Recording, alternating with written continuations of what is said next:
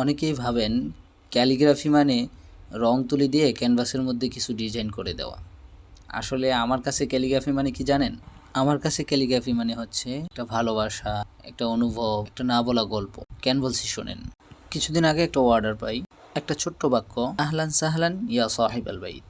অর্থ, স্বাগতম হে এই ঘরের প্রিয় মানুষ। কথাটা সাধারণ মনে হলেও এর পিছনে যে হাজারো ভালোবাসার গল্প ছিল তা সত্যিই চোখে পানি এনে দেওয়ার মতো। এটা অর্ডার করেছিলেন এক বোন। তার স্বামী তখন হজে গিয়েছেন। তিনি বললেন, আমি চাই আমার স্বামী যখন হজ করে ঘরে ফিরবেন তখন ঘরে ঢুকেই যেন এই লেখাটা চোখে পড়ে, যেন তিনি বুঝে যান এই ঘরে কেউ একজন ছিল, তার জন্য অপেক্ষা করছিল।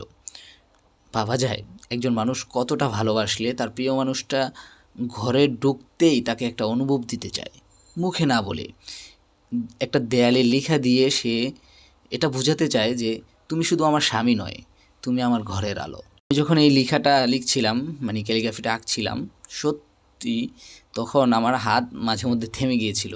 কিছু সময়ের জন্য আমি থমকে বসেছিলাম, যে আমার মনে হচ্ছিল যে আমি শুধু তুলি চালাচ্ছি না, আমি তো একজন স্ত্রীর দোয়া লিখে দিচ্ছি, আমি তো একজন স্ত্রীর ভালোবাসা লিখে দিচ্ছি।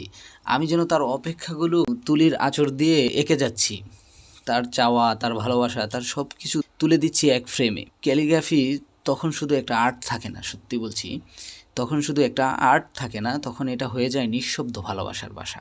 এই যে একটা দূরত্ব, একজন হজে আরেকজন ঘরে, এই যে একটা অপেক্ষা, এই যে দোয়া, এগুলো তো আমরা কাগজে কখনো লিখে রাখি না, কিন্তু ক্যালিগ্রাফি সেটা বলার একটা উপায়। এই বোনটি হয়তো মুখে বলেনি আমি তোমাকে মিস করেছি, আমি তোমার জন্য অপেক্ষা করেছি, এটা সে মুখে বলেনি, কিন্তু দেয়ালে টাঙানো সেই লেখা স্বামী ফিরে এসে দেখা মাত্রই বুঝবে যে আমার জন্য কে অপেক্ষা করেছিল, সাজিয়ে রেখেছিল ঘরটা, সাজিয়ে রেখেছিল তার ভালোবাসা। আমরা অনেকেই কাউকে ভালোবাসি, কিন্তু তা বলা হয় না কখনো। আমরা অপেক্ষা করি, দোয়া করি, অনুভব করি, কিন্তু তা প্রকাশ করি না। কিন্তু আমরা অনেকেই জানি না ক্যালিগ্রাফি যে হতে পারে সেই অপ্রকাশিত ভালোবাসার প্রকাশ মাধ্যম, যা আমি আমার প্রিয়জনকে চমকে দিতে পারবো, যেটা আপনি মুখে না বললেও আপনার দেয়ালের লেখা বলে দেবে যে আপনি তাকে কতটা ভালোবাসেন, কতটা অনুভব করেন।